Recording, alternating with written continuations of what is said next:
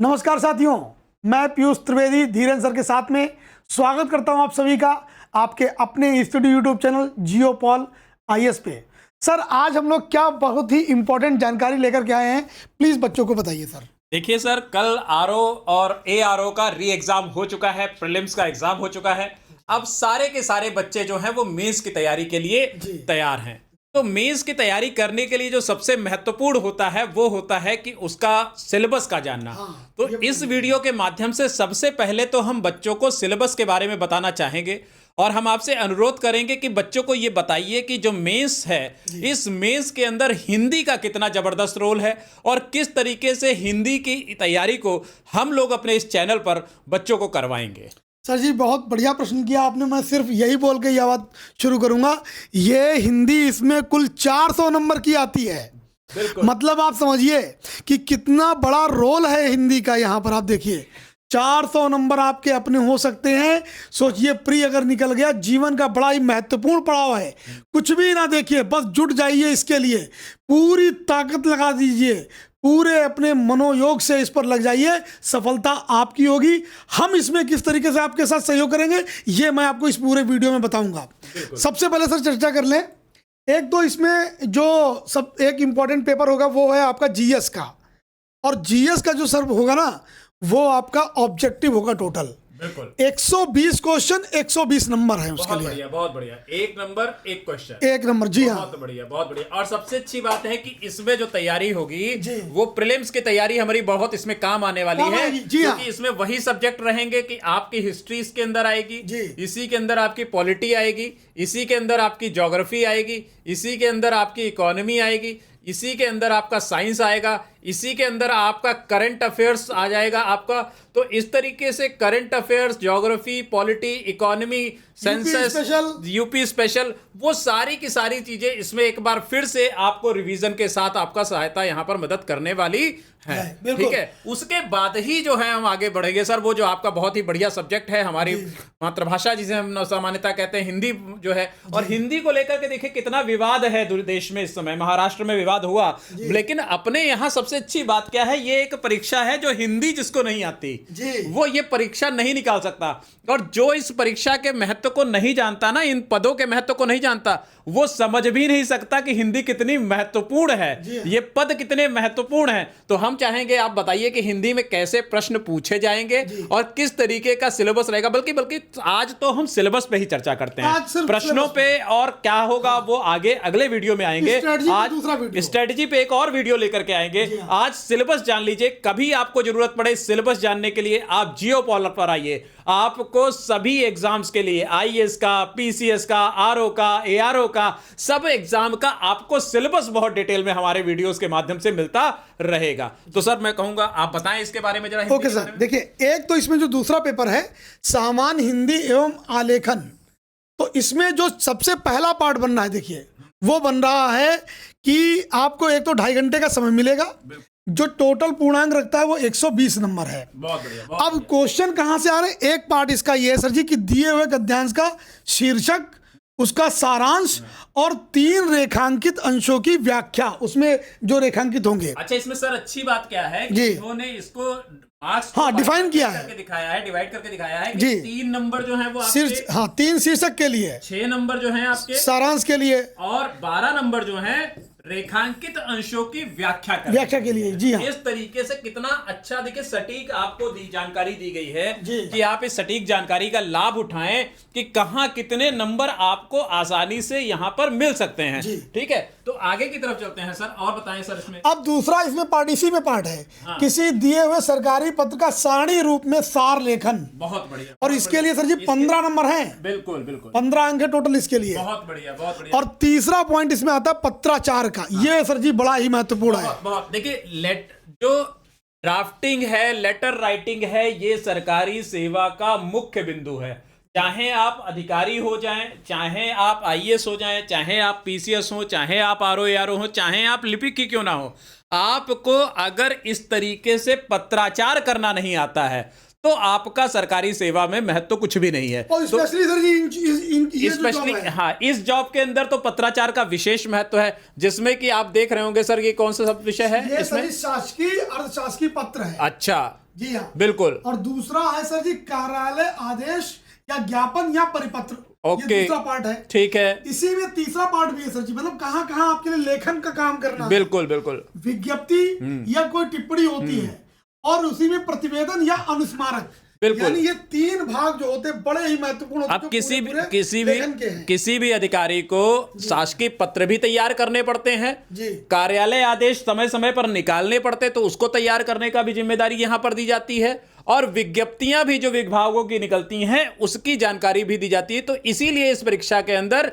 इस चीज को बड़ा ही डिटेल में पूछा है, और हम लोग अपने छात्रों के लिए विशेष रूप से जो है ये राइटिंग का जो प्रोसेस है ये लेकर के आएंगे, यानी लेखन लेकर के आएंगे कि किस तरीके से पत्र लेखन, यहां पर पत्राचार के संबंध में किस तरह से पत्र तैयार किए जाएंगे, परिपत्र तैयार किए जाएंगे, उसकी विशेष कक्षाएं इनको यहां पर करवाएंगे हम लोग। अगला चौथा जो बिंदु है, चौथा वाला, वो ये है कि पारिभाषित शब्दावली उसमें कैसे होते हैं कि अंग्रेजी से हिंदी ट्रांसलेट करना, और शब्दावली भी क्लियर की है उन्होंने। जी हाँ, प्रशासनिक जो होती है एडमिनिस्ट्रेटिव या जो वाणिज्यिक शब्दावली है यही मुख्य रहती है शब्दों की यहाँ पर। ये दरअसल सर जी कुछ खास शब्दावलियां होती हैं। बिल्कुल बिल्कुल। और ये जो इसके लिए हम विशेष रूप से जो है सचिवालय पूरी आपको पीडीएफ मिल जाएगी, पीडीएफ निकलवाएंगे, हाँ, और इसको इस्तेमाल यहाँ पर किया जाएगा। और देखिए पक्के नंबर है इसमें। जी हाँ, चीज क्या है, हाँ, फिक्स मार्क्स जी फिक्स है पूरे के पूरे। अंग्रेजी से हिंदी 5 शब्द हैं, 10 नंबर मिलेंगे इसके लिए।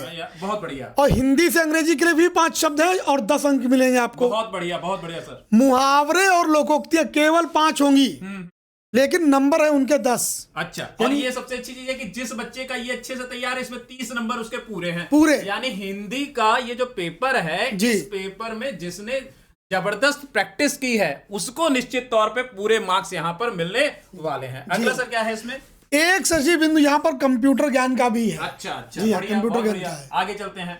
अब यहाँ पर आपको मिलेगा सर जी ये खंड एक और आ गया है, दूसरा। ठीक है। ये सर सामान्य शब्द ज्ञान एवं व्याकरण। अच्छा, ये बिल्कुल वैसा है जैसा प्री वाला हुआ था। Okay okay okay. प्री वाला मतलब आप समझिए कि वहां जब प्री में आपने जो हिंदी का पेपर दिया था, बिल्कुल सेम टू सेम फिर से वही। अच्छा, वो यहाँ पर पूरी यूटिलाइज हो जाएगी, जैसे 60 क्वेश्चन देखिए फिर से है। उसी तरीके से 60 नंबर जो है यहाँ पर पूर्णांक 60 नंबर का यहाँ पे रखा गया है, और ये एक्स्ट्रा नहीं पढ़ना है, एक्स्ट्रा नहीं पढ़ना है, जो पढ़ा है उसी को रिवाइज करना है और उसी में एड ऑन करते जाना है, यानी पुराना रिवाइज करते रहना है। एड ऑन शब्दों के लिए 6 शब्द है, बिल्कुल 12 नंबर डबल हो रहा है। बिल्कुल। वाक्य एवं वर्तनी शुद्धि 6 वाक्य है, 12 नंबर है। बहुत बढ़िया। अनेक शब्दों के लिए जिसको एकार्थी बोलते हैं, बिल्कुल 6 शब्द 12 अंक है। तत्सम और तद्भव, हाँ, ये बड़ा सर कंफ्यूजिंग होता है। तत्सम और तद्भव में मैं देखता हूं अक्सर गलतियां हो जाती हैं, समझना बड़ा मुश्किल होता है शब्दों के, कौन सा तत्सम होगा कौन सा तद्भव होगा, लेकिन बड़ा मनोरंजक भी है। मैं काफी ट्रिक्स बताता हूँ। अच्छा, हाँ, इसमें हाँ नहीं, आपकी ट्रिक्स तो मैंने देखी, बड़ी फेमस है। एक बड़ी सिंपल ट्रिक बताता हूँ कि संस्कृत जैसे शब्द सारे के सारे जो होते हैं वो तत्सम, हाँ, और जो हिंदी से जुड़े हुए शब्द देशज हो जाए, बिल्कुल जैसे ये तो सामान्य हिंदी बोली जा रही, वो आपके तद्भव हैं। बहुत बढ़िया बहुत बढ़िया। ये भी 12 अंक का है आपका। 12 अंक का। एक आपका व्याकरण से बड़ा ही महत्वपूर्ण आता है विशेष और विशेषण का। विशेष और विशेषण का, ये आपके 6 शब्द आएंगे और 12 नंबर के लिए।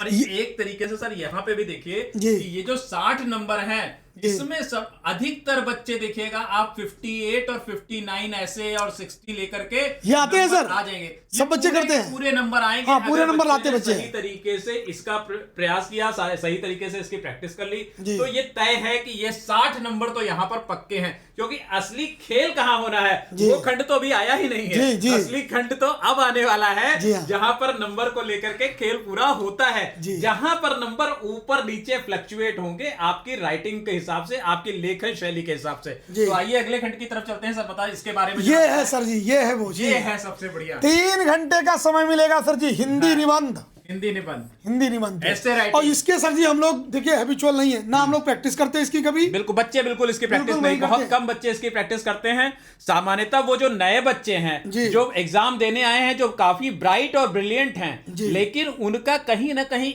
हिंदी में निबंध लेखन में हाथ तंग होता है। पढ़ने में बहुत अच्छे होते हैं, उनकी हिस्ट्री ज्योग्राफी जो जनरल स्टडीज है उनका बड़ा जबरदस्त तैयार होता है, ऑब्जेक्टिव हिंदी भी बड़ी अच्छी कर लेते हैं, क्योंकि उनका जो कैच करने का एबिलिटी है वो बहुत अच्छी है, एकेडमिक्स भी उनका बड़ा अच्छा रहा है, लेकिन यहाँ सर पर क्योंकि इसके लिए जो है ना विचार आपको अपने मन में होने चाहिए। बिल्कुल, ये जो हिंदी निबंध है, हिंदी निबंध के लिए एक थॉट प्रोसेस डेवलप करना पड़ता है, एक विचार करना कहता है ना, कहते हैं कि एक जो आपके विचारों का एक बंधन बंधना शुरू हो जाएगा जिस समय, उसी समय आप एक अच्छा लिखना शुरू कर देंगे। बिल्कुल। तो इस तरीके से निबंध की बात करते हैं। सर बताएं सर इसमें कैसे क्वेश्चन। अच्छा, इसके इस प्रश्न के अंतर्गत 3 प्रश्न होंगे।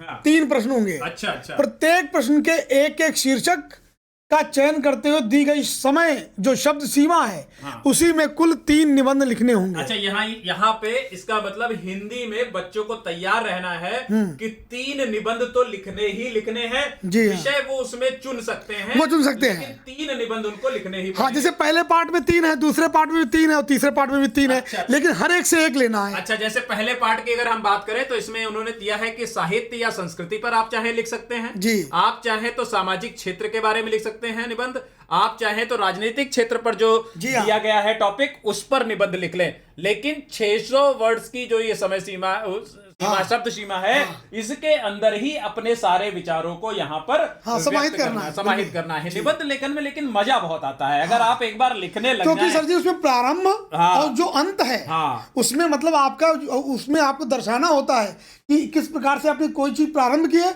और कैसे उसका अंत किया है। बिल्कुल। दूसरा फिर अगला जो आ जाता है, ये हमारा आ जाता है विज्ञान, पर्यावरण, प्रौद्योगिकी। इस पर एक टॉपिक मिल सकता है। आर्थिक क्षेत्र पर टॉपिक रहेगा, कृषि एवं व्यापार पर रहेगा। यानी फिर अगेन 600 शब्दों की वर्ड लिमिट के अंदर हमें इनमें से एक सब्जेक्ट, एक विषय कोई चूज करना होगा, चाहे विज्ञान, पर्यावरण, प्रौद्योगिकी ले लें। किसी एक पर लिखना है, किसी एक पर लिखना है, इसमें से किसी एक पर, इसमें से किसी एक पर, इसमें से किसी एक। और इसी तरीके से राष्ट्रीय एवं अंतरराष्ट्रीय घटनाक्रम, प्राकृतिक आपदाओं की बात कर लें, भूस्खलन, चक्रवात, भूकंप, बाढ़, सूखा इत्यादि की बात कर लें, राष्ट्रीय विकास योजनाओं, इनके बारे में बात कर लें। तो इनमें से देखिए कितना। अब सर इसमें एक बात तो समझिएगा, देखिए जैसे साहित्य और संस्कृति आप तभी लिख पाएंगे जब इनकी जानकारी होगी आपको। बिल्कुल। भाई इस पर आपको लिखना है, इसका मतलब इस क्षेत्र की, ये देखिए सामाजिक क्षेत्र लिखा है, राजनीतिक क्षेत्र, विज्ञान, पर्यावरण, प्रौद्योगिकी। सर जी कहीं ना कहीं इन विषयों की जानकारी हो जिनका आप निबंध के रूप में प्रयोग कर सकते हैं। बिल्कुल। और सबसे अच्छी बात क्या है कि हम इस निबंध लेखन के लिए विशेष क्लासेस लेकर के आएंगे। जी हाँ, हिंदी के लिए जो है हम विशेष क्लासेस लाएंगे जिसमें पत्र लेखन और निबंध लेखन बहुत ही शीघ्र जो है हम अपने एप्लीकेशन पर यहां पर शुरू करने वाले हैं बच्चों के लिए। तो जो बच्चे भी मेंस लिख रहे होंगे, हो सकता हो मतलब ऐसा लगे जैसे आपको हाथ पकड़ के हम ही करवा रहे हैं। बिल्कुल, आपको लगेगा कि हम लिखवा रहे हैं और आप बस लिख रहे हैं। जैसे बचपन में आपको याद होगा कि आप जब गलत लिखते होंगे तो मम्मी आपको हाथ पकड़ के क से कबूतर बनाना सिखाती होंगी, और फिर आप जब नहीं लिख पाते होंगे तो एक लगाती होंगी टीप आपको।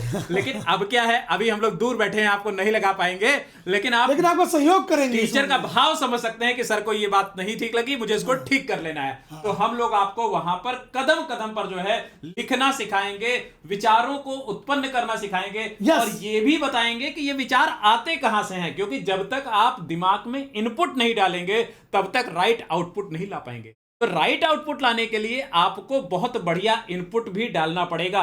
तो सोर्स ऑफ इनपुट को भी हम इन क्लासेस के माध्यम से आपके साथ डिस्कस करें। तो सर ये जो सिलेबस है ये हमारा हर एक निबंध के लिए, हर निबंध के लिए 40 अंक का, तो कुल मिलाकर के 120 अंक का खंड 3 ये जो है आपका देखने को मिलता है। यानी टोटल मिलाकर के अगर देखा जाए तीनों खंड तो से 400 अंक जो है हमारे पास हिंदी के अंदर रहते हैं। तो ये जो सिलेबस है बच्चों, ये जो सिलेबस है ये आरओ मेंस का सिलेबस है जो हमने अभी आपके साथ में डिस्कस किया है।